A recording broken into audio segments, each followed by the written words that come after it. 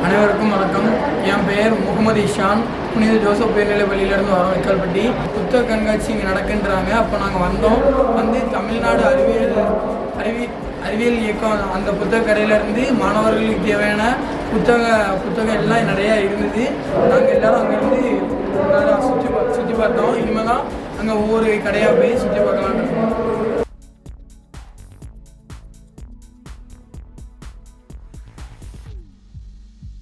நாங்கள் தமிழ்நாடு அறிவியல் இயக்க புத்தக கடையில் நிற்கிறோம். இங்கே மாணவர்களுக்கு தேவையான அனைத்து புத்தகங்களும் இங்கே இருக்கின்றன. அடுத்ததாக இன்றைய நமது புத்தக திருவிழாவின் ஒரு நிகழ்வாக ரசிகர் மன்றம் எவ்வளவோ இருக்கு நம்ம ஊர்ல. எத்தனையோ ரசிகர் மன்றங்கள் கட் அவுட் வைக்கிறோம், பாலாபிஷேகம் மன்றம் பண்றாங்க. ஆனா நம்ம சாம்பூரோட வகையில ஒரு ரசிகர் மன்றம் நம்ம பகுதி சார்ந்த மக்கள் படிக்கணும், புத்தகம் வாசிக்கணும் அப்படின்னு சொல்லி ஒரு பொது நூலகம் ஆரம்பித்து இலவசமாக அந்த சேவையை பண்ணிக்கிட்டு இருக்காங்க. ஸோ அவங்கள இந்த புத்தகத்தோட பாராட்டி இன்னைக்கு அவங்கள வாழ்த்து தெரிவிக்கும் ஒரு சின்ன ரெகக்னேஷன். வாங்க, சிவிஎஃப் பொது நூலகம் ஆனங்குளம் ஒன்றிய பெருந்தலைவர் அவர்கள் கௌரவி திவ்யா மணிகண்டன் அவர்கள் கௌரவிக்குமாறு அன்புடன் கேட்டுக்கொள்கிறோம். என்னென்ன எல்லாருமே வெளியூர்ல தான் வேலை பார்க்குறாங்க. ஆனால் நம்ம ஊர் மக்கள் அவங்களுக்கு ரெகக்னைஸ் பண்ணுறாங்க. ஸோ அவங்களோட சேவையை நம்ம பாராட்டுவோம். இதுபோல இளைஞர்கள் முன்னெடுக்கணும் அப்படிங்கிறதுக்கு ஒரு வழிகாட்டியாக இருக்காங்க. அவங்களுக்கு வாழ்த்துக்கள். சுரண்டை 4ஆம் புத்தக திருவிழா குழுவினர் சார்பில் வாழ்த்துக்களும் பாராட்டுக்களும்.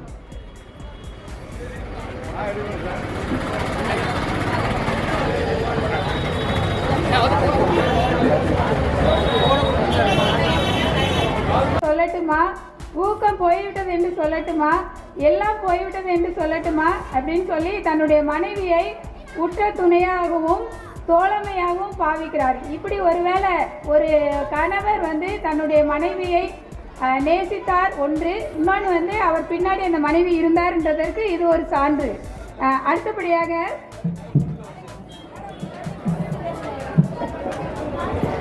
ஆனைக்குளம் ஊராட்சி தலைவர் திருமதி பஞ்சவர்ணம் அவர்களை மேடைக்கு அன்புடன் அழைக்கிறோம்.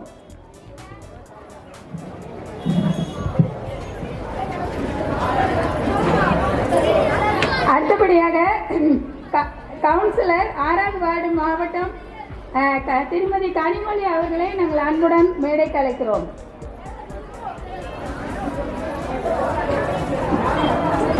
அடுத்தபடியாக பெரியபிள்ளை வலசை கவுன்சிலர் திருமதி உதயகுமாரி அவர்களை நாங்கள் மேடைக்கு அன்புடன் அழைக்கிறோம்.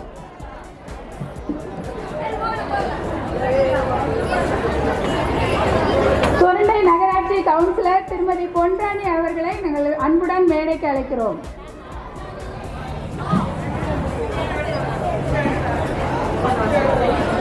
Senthamaram government school retired HM திருமதி மேரி செல்லா ராணி அவர்களை நாங்கள் அன்புடன் மேடைக்கு அழைக்கிறோம்.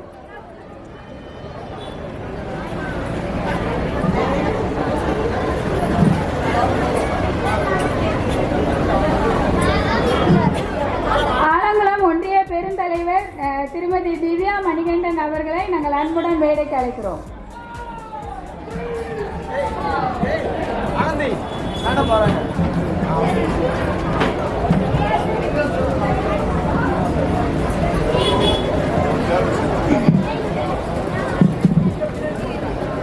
வந்திருக்கிற உங்கள் அனைவரையும் புத்தக குழு மூலமாக நாங்கள் வருக என்று வரவேற்கிறோம். முதலாவதாக தலைமையுரை ஆற்றுமுடியாக திருமதி ஆனந்தி பேராசிரியர் அவர்களை நாங்கள் அன்புடன் அழைக்கிறோம்.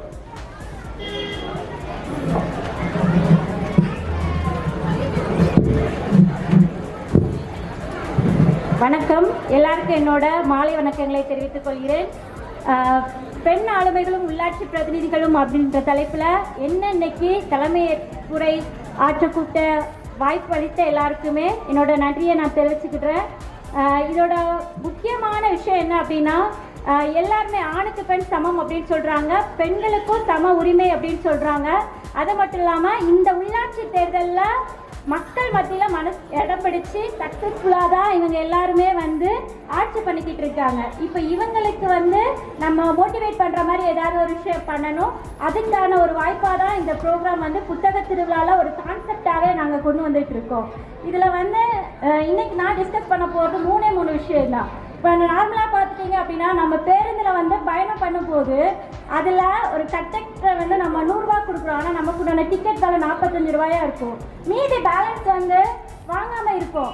நம்ம ஒரு மணி நேரம் ட்ராவல் பண்ணி போகிறோம் அப்படின்னா அந்த டிக்கெட்டு வாங்கக்கூடிய சூழ்நிலையை நம்ம மறந்துட்டோம் அப்படின்னா அவர்கிட்ட நம்ம பைசாவை எப்போ கலெக்ட் பண்ணுவோம்? நம்ம இறங்க வேண்டிய இடம் வார வரைக்கும் நம்மளோட சிந்தனை வந்து அந்த நமக்குண்டான தேவை தான் இருக்கும். அந்த பைசாவை வாங்கணும்னு இருக்குமே தவிர இயற்கையை வந்து ரசிக்க மறந்துடுறோம். வழியில் என்னென்ன விஷயங்கள் இயற்கையாக நிறைய விஷயங்கள் இருக்குது, அதை ரசிக்கிறதுக்கு நாம் மறந்துடுவோம். அதே மாதிரி இந்த உள்ளாட்சி பிரதிநிதிகள் பார்த்தீங்க அப்படின்னா எல்லாருக்குமே இது ஒரு பெரிய அழகான வாய்ப்பு.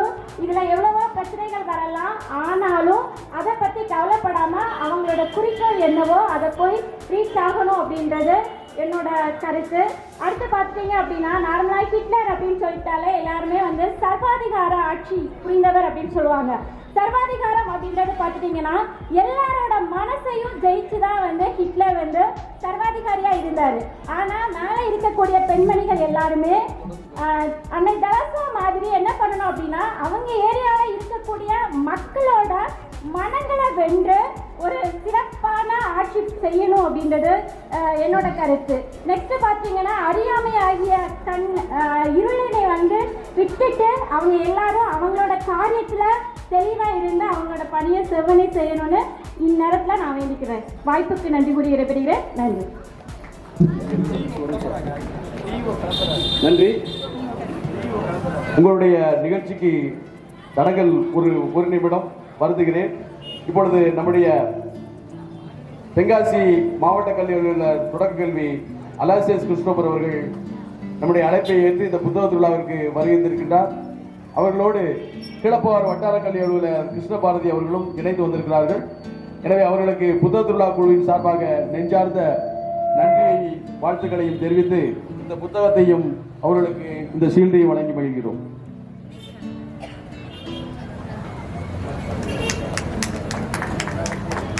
கைதட்டி உற்சாகப்படுத்தவும்.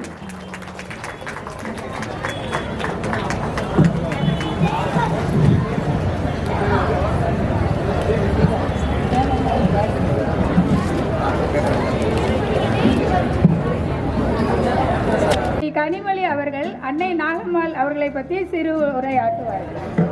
வாசிப்பை சுவாசிப்போம். 4வது சுரண்டை புத்தக திருவிழாவிற்கு வருகை தந்திருக்கும் இருபால் மாணவ செல்வங்களே, சகோதர சகோதரிகளே, இந்த மேடையில் அமர்ந்திருக்கும் என்னை போன்ற கவுன்சிலர்களே, சகோதரி ஆலங்குளம் யூனியன் சேர்மன் சகோதரி திவ்யா மணிகண்டன் அவர்களே,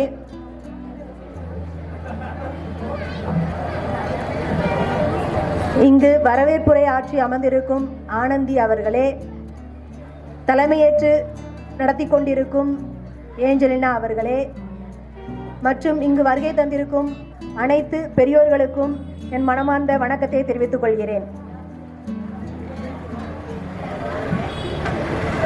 இன்று என்னை அன்னை நாகம்மையார் அவர்களின் படத்தை திறந்து வைப்பதற்காக அழைத்ததற்கு மிக்க நன்றியை தெரிவித்துக் கொள்கிறேன்.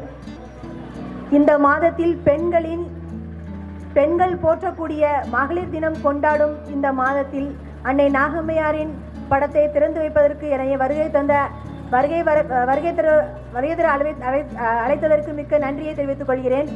அன்னை நாகம்மையார் அவர்கள் பெரியாரின் மனைவி ஆவார். 1885ஆம் ஆண்டு சேலம் மாவட்டத்தில் பிறந்தவர் அவர்.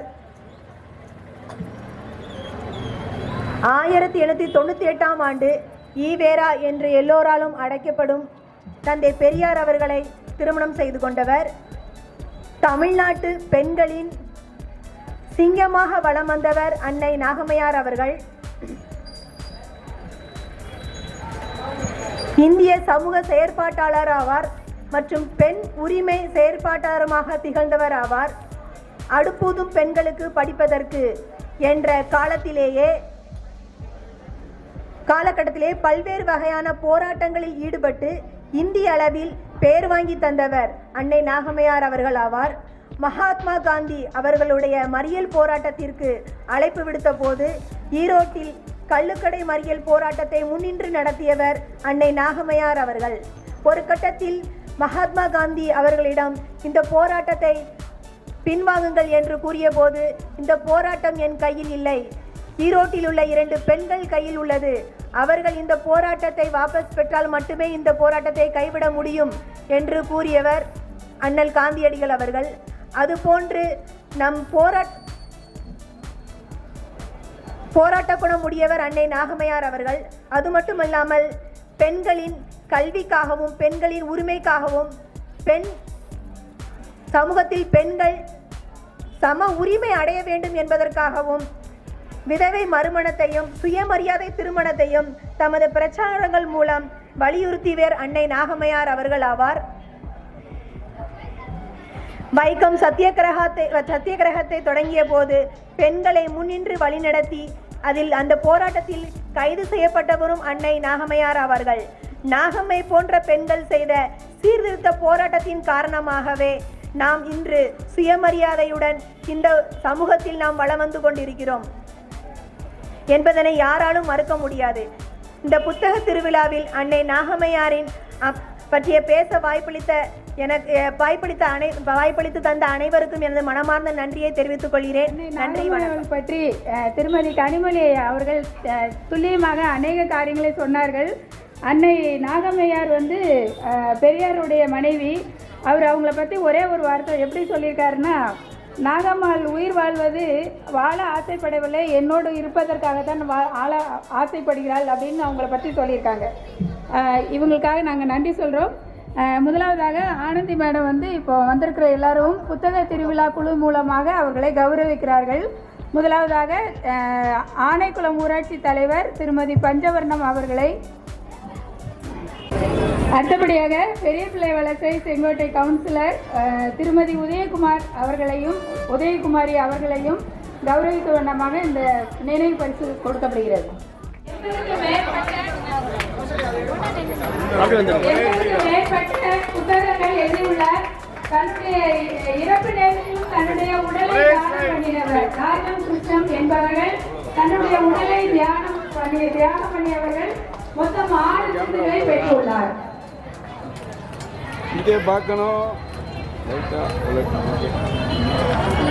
அடுத்தபடியாக மாவட்ட கவுன்சிலர் திருமதி கனிமொழி அவர்கள் அன்னை நாகம்மையார் உருவ நிலப்படத்தை திறந்து வைக்கிறார்கள். அன்னை நாகம்மாள் பெண் அடிமை நிலைமையும் சமூக அவலங்களையும் வெளிச்சத்து காட்டியவர். புத்தகம் படிப்பது இவருடைய பழக்கம்.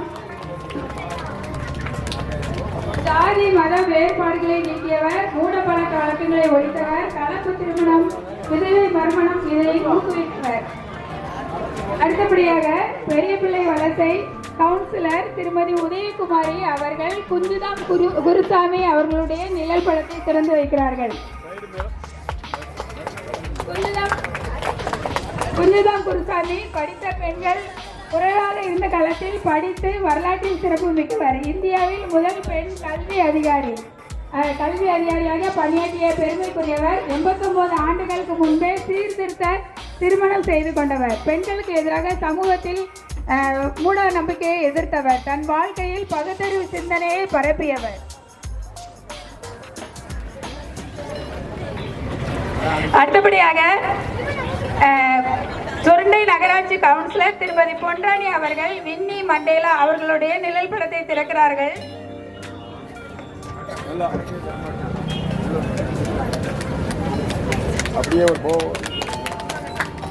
வின்னி மண்டேலாவுடைய துணைவியார். இவர்கள் 27 வருடம் அவர் சிறையில் இருந்த போதும் அவரோடு கூட தோள் கொடுத்து சமூக சேவையில் பணியாற்றியவர். தேசத்தின் தாய் என்று அழைக்கப்பட்டவர். அடுத்தபடியாக கவர்மெண்ட் ஸ்கூல் சேர்ந்தவரம் ரிட்டையர்ட் ஹெச்எம் திருமதி மேரி ஸ்டெல்லா ராணி அவர்கள் மார்கரெட் தட்சர் அப்படின்றவங்களுடைய நிழல் படத்தை திறக்கிறார்கள். இவர் இங்கிலாந்து இரும்பு பெண்மணி என்று அழைக்கப்பட்டவர். இங்கிலாந்தில் முதலாவது பெண் பிரதமர் பதவியை வகித்தவர்.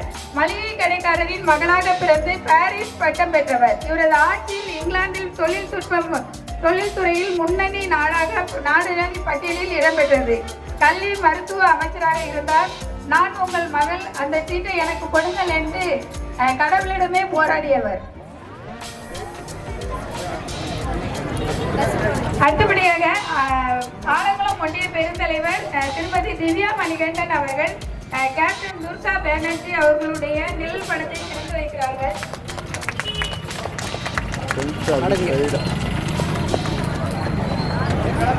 துர்கா பானர்ஜி இந்திய ஏர்லைன் நிறுவனத்தில் முதல் விமான பெண்மணி.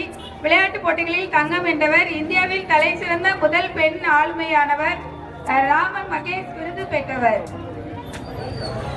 திறந்து வைத்த உங்கள் ஊராட்சி ஒன்றிய கவுன்சிலர், வார்டு மெம்பர்ஸ் எல்லாருக்கும் நாங்கள் புத்தக திருவிழா குழுவின் சார்பாக நன்றியை தெரிவித்துக் கொள்கிறோம். உங்களிடத்தில் நாங்கள் சொல்கிறது எல்லாம் ஒன்று, மக்கள் உங்களை சேவைக்காக உங்களை தேர்ந்தெடுத்திருக்கிறார்கள். நீங்கள் திறந்து வைத்த நிழல் படத்தில் உள்ளவர்கள் அநேக காரியங்களை பெண்களாக இருந்து சாதித்திருக்கிறார்கள். அதே போல நீங்களும் உங்களுடைய ஊர்களிலும் கிராமங்களிலும் சமுதாயத்திற்கு இந்த பெரிய காரியங்களை செய்வீர்கள். ஆனால் உங்களுடைய தலைமுறையிலே உங்களுடைய பிள்ளைகள் உங்களை பற்றி அவர்கள் பேசுவார்கள். நன்றி.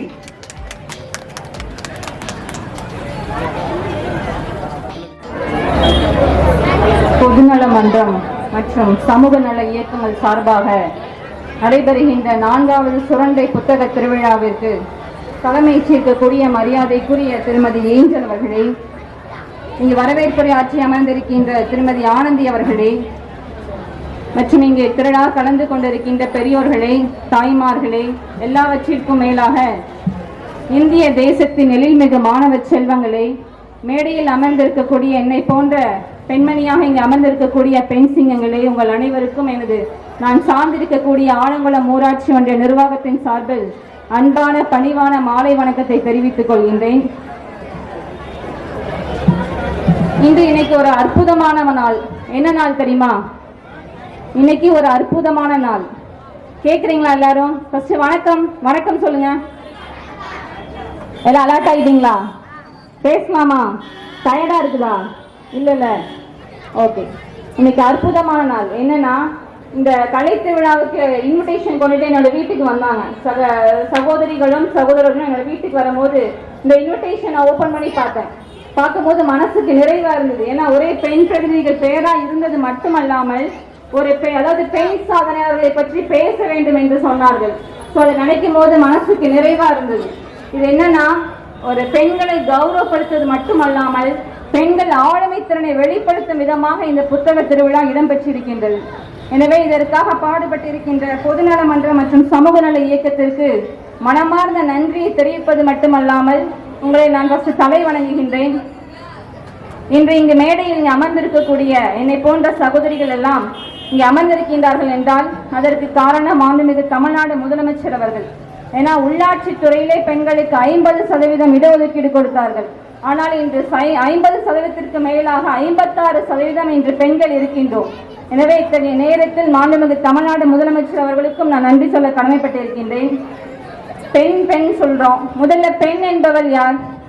பெண்ணா என்ன? முதல்ல பெண்கள் எல்லாரும் சொல்றோம், பெண் பெண் பெண் ஆளுமைன்னு பேசுறோம். பட் பெண்ணுனா என்ன? பெண் என்பவர் யார்? நம்ம என்ன சொல்லுவாங்க அந்த காலத்துல? பெண்ணுனாலே அழகானவள், அதாவது செந்தல் போனவள், மலர் போன்றவள், பூ போன்றவள் சொல்லி நம்ம வர்ணிச்சுட்டே இருப்பாங்க. அப்படிதான் நம்ம சமூகத்தில் நம்ம உருவாக்கி வச்சிருக்காங்க. ஆனா பெண் என்பவள் அழகு சார்ந்தவள் அல்ல, அறிவு சார்ந்தவளாக இருக்க வேண்டும். அதுதான் ஒருத்தர் அடையாளம். பெண்ணுக்கு அடையாளம் என்பது அவள் அழகு அல்ல, அவளோட அறிவு தான் அவளோட அடையாளமாக இருக்க வேண்டும். சரியா? நிறைய மாணவ செல்வங்கள்லாம் உட்கார்ந்துருக்கீங்க. நம்ம கிட்ட ஒரு பெரிய பெண்களோட பெரிய மைனஸ் என்னன்னா, நீ ரொம்ப அழகா இருக்கேன்னு சொல்லிட்டா நம்ம அப்படியே டப்புன்னு கீழே விழுந்துருவோம். அப்படித்தானே? நயன்தாரா மாதிரி இருக்கேன்னு சொல்லிட்டா நம்மளுக்கு உலகமே மாறிடும், கலர்ஃபுல்லாயிரும். ஐயோ நம்ம அழகா இருக்காங்கன்னு சொல்லிட்டாங்கன்னு சொல்லி தயவு செய்து உங்கள் பெற்றோர்களை தவிர வேறு யார் உங்களை அழகாக இருக்கிறார்கள் என்று சொல்கிறார்களோ அவர்களிடம் சற்று நீங்கள் விலகி இருக்க வேண்டும். அதுதான் என்னோட அன்பான வேண்டுகோள். அதாவது பெண்கள் வந்து இப்போ இந்த துறைகளில் தான் நாங்கள் பணியாற்ற வேண்டும், ஆண்கள் இந்த துறையில் தான் பணியாற்ற வேண்டும் என்று நிர்ணயித்த காலங்கள் போய் ஆண்களுக்கு நிகராக இன்று பெண்கள் அனைத்து துறைகளிலும் இன்று சிறப்பாக பணியாற்றி கொண்டிருக்கின்றார்கள். ஏன் சொல்லணும்னா ஈவன் பைலட்டாக கூட பணியாற்றி கொண்டிருக்கின்றார்கள். அதாவது நான் இன்றைக்கு எனக்கு கொடுக்கப்பட்ட தலைப்பும் அதுதான். இந்திய பெண் வணிக விமானி, முதல் பெண் இந்திய வணிக விமானி கேப்டன் துர்கா பானர்ஜி. அவங்கள பற்றி பேசுறது தான் இந்த தலைப்பு கொடுத்துருக்காங்க. ஸோ அவங்கள பற்றி நான் 2 வார்த்தை பேச வேண்டிய கட்டாயத்தில் இருக்கின்றேன். அவர்கள் வந்து ஜனவரி 1898ஆம் ஆண்டு அவர்கள் பிறந்தார்கள். அவர்களோட சிறு வயதிலே அவங்களுக்கு என்னன்னா விமானத்தில் பறக்கணுங்கிற ஆசை அவங்களுக்கு சிறு வயதிலே இருந்திருக்கு. விடாமுயற்சி விஸ்வரூப வெற்றின்னு சொல்லுவாங்க. எனவே அதில் கருத்து கொண்டு அவர்கள் விடாமுயற்சி செய்ததுனால அவர்கள் விமான பைலட்டாக அவங்களால வர முடிஞ்சது. அது மட்டுமல்லாமல் அவர்கள் ஒரு விமானியாக பணிபுரிவது மட்டுமல்லாமல் குற்றவியல் வழக்கறிஞராகவும் அவர் பணியாற்றி இருக்கின்றார்கள். அத்தகைய ஒரு பெண்மணியை பற்றி இத்தருணத்தில் எனக்கு பேசுவதற்கு வாய்ப்பளித்து நான் பெரும் பாக்கியமாக நினைக்கின்றேன். எனவே இத்தருணத்தில் நான் நன்றி சொல்ல கடமைப்பட்டு இருக்கின்றேன். சொல்லுவாங்க, அதாவது உலகத்திலே மிக பெரியது எதுன்னு சொல்லுவோம். கேட்டா வள்ளுவர் கிட்ட ஒருத்தர் கேட்டிருக்காரு, உலகத்திலே மிக பெரியது எதுன்னு கேட்டிருக்காரு. அவர் சொன்ன வார்த்தை எது தெரியுமா? உலகத்திலே மிக பெரியது பெண்மை என்று சொல்லியிருக்கின்றார். அது மட்டுமல்ல, அவர் திருக்குறளிலே பெண்ணையோட அழகை, அதாவது பெண்ணுடைய பெருமை ரொம்ப அழகாக வர்ணிச்சிருக்கின்றார். தற்காத்து தற்கொண்டார் பேணி தகை சான்ற சொற்காத்து சோர்விலாள் பெண். அதாவது தன்னை மட்டுமல்ல தன் குடும்பத்தையும் காத்து தனக்கென்று புகழை நிலைநாட்டி சோர்வின்றி வாழக்கூடியவள் தான் பெண். எந்த ஒரு டயர்னஸ் இருக்க, காலையில் 24 மணி நேரம் நம்ம வீட்டில் வேலை பார்த்தா, ஆனால் வெளியில் வர்றப்ப நம்ம எப்படி வருவோம்? ஃப்ரெஷ்ஷாக வருவோம். அப்படிதான் அந்த டயர்னஸே நம்ம ஃபேஸில் தெரியாது. ஸோ அப்படிப்பட்டவள் தான் பெண். அத்தகைய மகத்துவம் படைத்தவர்கள் தான் பெண்கள். ஆனால் கிராமத்தில் என்ன சொல்லுவாங்க? என்ன பெண் குழந்தையா பிறந்திருக்கு உங்களுக்குன்னு சொல்லுவாங்க. கேள்விப்பட்டிருக்கோம்ல நம்ம, பெண் குழந்தையா பிறந்திருக்கு ஐயோ அப்படின்னு சொல்லுவாங்க. அந்த நிலைமையெல்லாம் மாறி இப்போ என்ன சொல்றாங்க தெரியுமா? பிரசிடென்ட் மேடம் வந்திருக்காங்க, கவுன்சிலர் மேடம் வந்திருக்காங்க, சேர்மன் மேடம் வந்திருக்காங்க, மேயர் மேடம் வந்திருக்கிறாங்க. இந்த சூழ்நிலையை நம்ம உருவாக்கி இருக்கின்றோம். எனவே அத்தகைய மகத்துவம் பெற்றவர்கள் தான் பெண்கள். பொதுவாகவே பெண்கள்னால டிபெண்டன்ட் சொல்லுவாங்க. ஆண்கள் தான் இண்டிபெண்டன்ட், பெண்கள்னா டிபெண்டன்ட் சொல்லுவாங்க. ஆனால் பெண்கள் உண்மையாகவே டிபெண்டன்ட் அல்ல. பெண்ணை சார்ந்துதான் ஆண்கள் நிறைய ஆண்கள் இருக்கின்றார்கள். பெண்களை சார்ந்துதான் ஆண்கள் வாழ்ந்து கொண்டிருக்கின்றனர். சின்ன உதாரணம் கூட சொல்லலாம். சின்ன குழந்தையா இருக்கும் போது அம்மாவோட அரவணைப்புல இருக்கிறோம். கொஞ்சம் ஏஜ் ஆனதுக்கு அப்புறம் மனைவியோட அரவணைப்புல இருக்கிறோம். அதுக்கப்புறம் கொஞ்சம் ஏஜ் ஆனதுக்கு அப்புறம் குழந்தைங்களோட அரவணைப்புல இருக்கிறோம். அப்படிதானே? ஸோ முழுக்க ஆண்கள் தான் பெண்களை சார்ந்தவர்களாக இருக்கின்றார்கள். இப்போ ஒரு சின்ன குழந்தை எடுத்துக்கிறோம். பெண் குழந்தை இருக்கு, ஆண் குழந்தையும் இருக்கு. பெண் குழந்தை என்ன பண்ணும்? சாப்பிடும் போது தண்ணி எடுத்து வந்து சாப்பிடும். ஆனால் ஆண் குழந்தை என்ன பண்ணும் தெரியுமா? சாப்பிடும் போது தான் விக்கல் வரும், அம்மா தண்ணி கொண்டு வா அப்படின்னு சொல்லும். ஆனால் நம்ம என்ன சொல்லியிருப்போம்? பெண் குழந்தைக்கு சொல்லி கொடுத்து வளர்த்துருப்போம். சாப்பிடும் போது தண்ணி எடுத்துட்டு கொண்டு போய் வச்சு சாப்பிடணும்னு சொல்லி கொடுத்து வளர்த்துருப்போம். ஆனால் ஆண் குழந்தைங்க நம்ம அப்படி வளர்க்குறது இல்லை. ஸோ அதனால எப்போதுமே ஒரு டிபெண்டாகவே இருக்கிறது வந்து ஆண்கள் தான். சின்ன உதாரணம் கூட நம்மளோட வாழ்க்கை வரலாறு எடுத்துக்கிட்டா கூட சொல்லலாம். தாத்தா பாட்டி இருக்கிறாங்க, வயசான தாத்தா பாட்டி வந்து இறந்துடுறாங்க. ஆனால் அந்த இறந்த ஒரு 2-3 வருஷத்துலேயே தாத்தாவும் இறந்துருவாங்க. மேக்சிமம் அப்படிதான் பார்த்தீங்கன்னா, பாட்டி இறந்த 2-3 வருஷத்துலேயே தாத்தாவும் இறந்துருவாங்க. அது காரணம் என்னன்னா, அவங்க வந்து பாட்டியோட அரவணைப்புலேயே அவங்க இருந்திருப்பாங்க. தாத்தா திரும்பினா சாப்பாடு கொடுப்பாங்க. அவங்க கண்ணை அசைச்சா அவங்க என்ன வேணுங்கிறது அவங்களுக்கு தெரியும். சாப்பாடு வேணுமா, தண்ணி வேணுமா, இப்போ இந்த டைமில் என்ன வேணுங்கிறது அவங்களுக்கு புரிஞ்சுட்டு தாத்தா கேட்டவொடனே பாட்டி கொண்டு போய் கொடுப்பாங்க. அந்த மாதிரி அவங்களோட அரவணைப்பில் இருந்துட்டு இருப்பாங்க. ஸோ அவங்க இருக்கும் போது அவங்களோட மகிமை அவங்களுக்கு தெரியாது. நம்ம இவங்களோட மனைவியோட அரவணைப்பில் இருக்கிறோன்னு அவங்களுக்கு தெரியாது. அவங்க இறந்ததுக்கு அப்புறம் தான் அந்த நிலைமை புரியும். நம்ம மனைவி இல்லையேங்க அந்த வருத்தத்திலே அவங்க கிட்ட 2-3 வருஷத்துல அவங்க நிச்சயமாக இறந்துருவாங்க. காரணம் அவர்கள் மனைவி அரவணைப்பு இல்லாததான் காரணம். ஸோ அத்தகைய மகத்துவம் பெற்றவர்கள் தான் பெண்கள். மங்கையராய் பிறப்பதற்கு மாதவம் செய்திட வேண்டும் என்று சொல்லுவார்கள். எனவே பெண்ணின் பெருமையே மண்ணின் பெருமை என்று கூறி இந்த நல்லதொரு வாய்ப்புக்கு நன்றி விரைகின்றேன். நன்றி, வணக்கம்.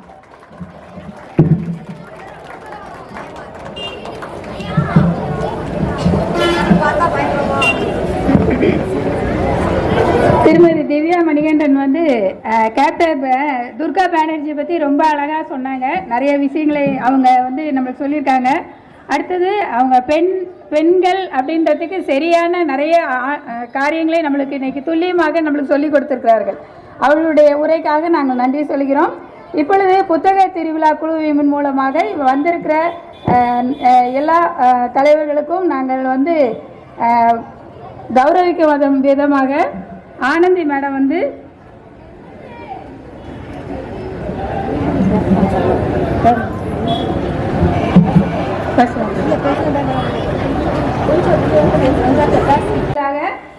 முதலாவதாக சுரண்டை நகராட்சி கவுன்சிலர் திருமதி பொன்ராணி அவர்கள் வின்னி மண்டேலா அவர்களை பற்றி சில வார்த்தைகள் கூறுவார். எல்லாருக்கும் வணக்கம். இப்போ இங்கே நீங்கள் நிறைய பெண் ஆளுமைகளை பற்றி இவ்வளோ நாளும் பார்த்துருப்பீங்க. இன்னைக்கு நான் வின்னி மண்டேலாவை பற்றி உங்கள்கிட்ட சொல்லணும்னு நினைக்கிறேன். அவங்க வந்து தென்னாப்பிரிக்காவில் நிறவெறி ஆட்சிக்கு எதிராக போராடின ஒரு போராளி. அவங்க வந்து பெண்களுக்காக ரொம்ப குரல் கொடுத்தவங்க, நாடாளுமன்றத்தில் உறுப்பினராக இருந்திருக்காங்க. அது மட்டும் இல்லை, அவங்க நெல்சன் மண்டேலாவோட மனைவி. அதில் வந்து நெல்சன் மண்டேலா பற்றி உங்களுக்கு நிறைய பேருக்கு தெரியும். அவர் நிறவெறி ஆட்சிகளுக்கு எதிராக ரொம்ப அதிகமாக போராடின ஒரு போராளி. அவருக்கு மனைவியாக இருந்து தன்னோட கணவனோட கொள்கையை அதிகமாக எடுத்து நடத்தினவங்க இவங்க. அது மட்டும் இல்லை, அந்த போராட்டத்தின் போது நெல்சன் மண்டேலா 27 வருஷமாக சிறையில் அடைக்கப்பட்டார். அந்த டைமில் இந்த பெண்மணி கொஞ்சம் கூட மன தளராமல், அவங்களுக்கு 2 பெண் குழந்தைங்க வேற இருந்துச்சு, ஆனாலும் அவங்களையும் பார்த்துக்கிட்டு இந்த போராட்டத்துக்கு ஒரு உயிரோட்டம் கொடுத்தாங்க. அதை அணையாமல் அப்படி என்ன செஞ்சாங்க, பார்த்துக்கிட்டாங்க. அதனால் அவங்க அதுக்கான பலனையும் கண்டு கொண்டாங்க. இப்போ வந்து அவங்களுடைய மக்கள் வந்து ஒடுக்கப்பட்டதை பார்த்து அவங்களுக்கு அதிகமாக கோபம் எல்லாம் இருந்திருக்கும். அந்த கோபத்தை அப்படியே அவங்க மனசுலேயே மறைச்சிருந்தாங்கன்னா இந்த அளவுக்கு ஒரு போராட்டத்தில் அவங்க செயல்பட்டு இருக்க மாட்டாங்க.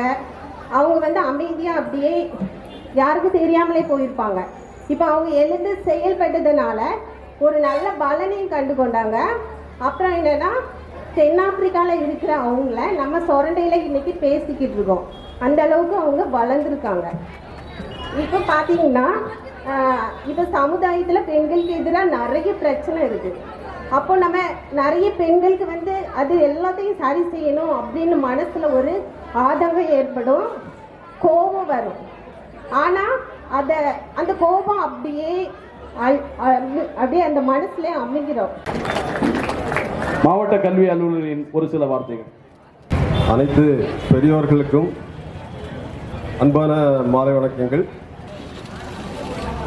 ஒரே ஒரு வார்த்தை மட்டும் சொல்ல ஆசைப்படுகிறேன். பொதுவாக புத்தகத்தை பற்றி சொல்லும்போது அறிஞர் அண்ணா அவர்கள் நோய்வாய்ப்பட்டு மருத்துவமனையிலே அனுமதிக்கப்பட்டிருக்கும் போது நாளை அவர்களுக்கு அறுவை சிகிச்சை என்று மருத்துவர்கள் சொல்லியிருந்தார்கள். ஆனால் அந்த நேரத்திலும் கூட அவர் ஒரு புத்தகத்தை படித்துக் கொண்டிருந்தார்.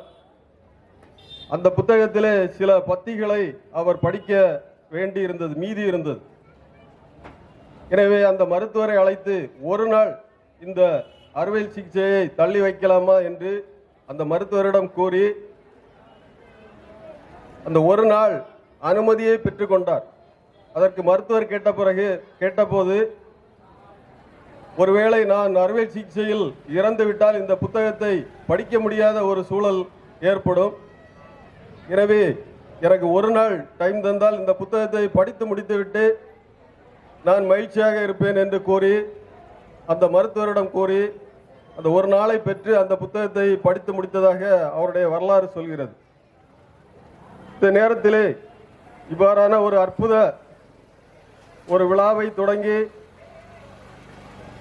சுரண்டை மக்களிடையே ஒரு விழிப்புணர்வை ஏற்படுத்தி புத்தகம் வாசிப்பதன் மூலம் பல அறிஞர்கள் நம்முடைய நாட்டிலே மாவட்டத்திலே உருவாக்கி இருக்கிறார்கள்.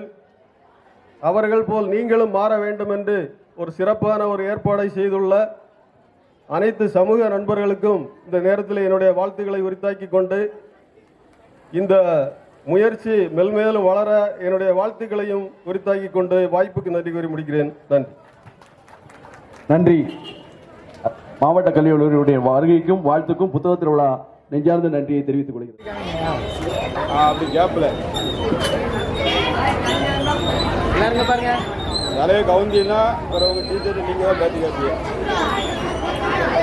வாலண்டியர்ஸ் அவங்க வர்றது கொஞ்சம் வழி ஏற்படுத்தி வைங்க. வாலண்டியர்ஸ் வர்றது கொஞ்சம் வழி ஏற்படுத்தி வைங்க. இன்னும் ஒரு 5 நிமிஷத்தில் முடித்து விடும் சார். ஒரு 5 மினிட்ஸ்.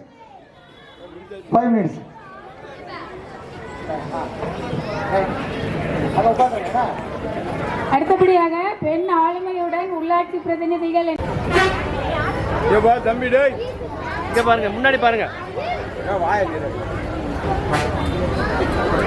ஓகே.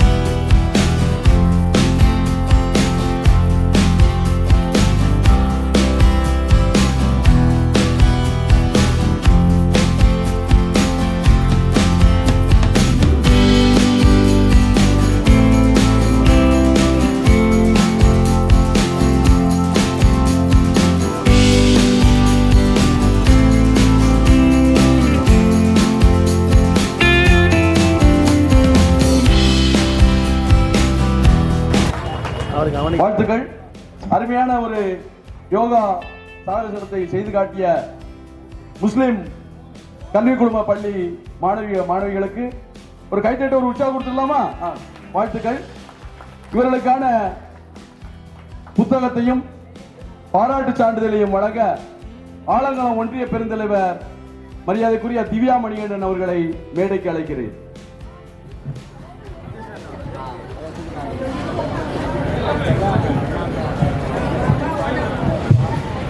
ஆசிரியர்களும் மேடைக்கு வரும்.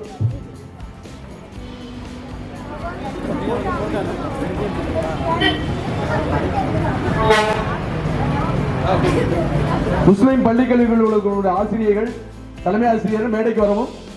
உங்கள் பள்ளிக்கான ஒரு சீல்டும் ஆசிரியர்கள் அத்தனை பேருக்கும் புத்தகங்களும் புத்தக திருவிழா குழுவின் சார்பாக வழங்கப்படுகிறது.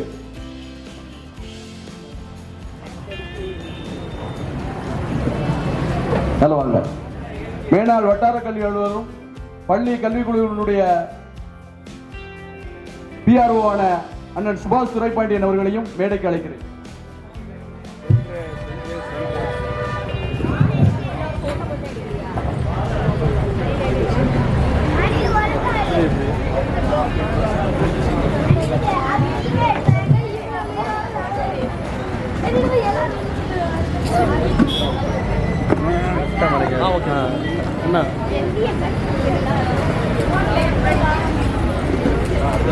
ஓகே, இன்னைக்கு பேச நல்லா தெரியுதுல்ல?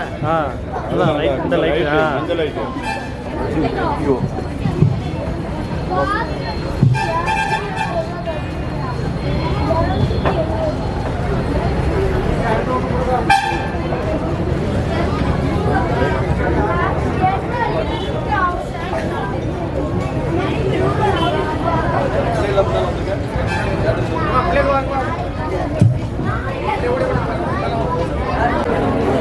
ஒவ்வொரு நாளும் நடைபெறக்கூடிய நிகழ்வுகளை எல்லாம் உங்கள் பொன் சிவகுமார் ஆசிரியர் அவர்களுடைய ஓவியம் டிவியிலே தொடர்ந்து நீங்கள் நேரடி லைவை பார்க்கலாம்.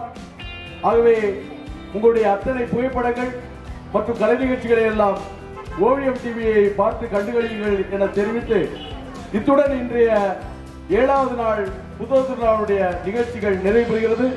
மீண்டும் நாளை சந்திப்போம் என கூறி விடைபெறுகிறேன். நன்றி, வணக்கம்.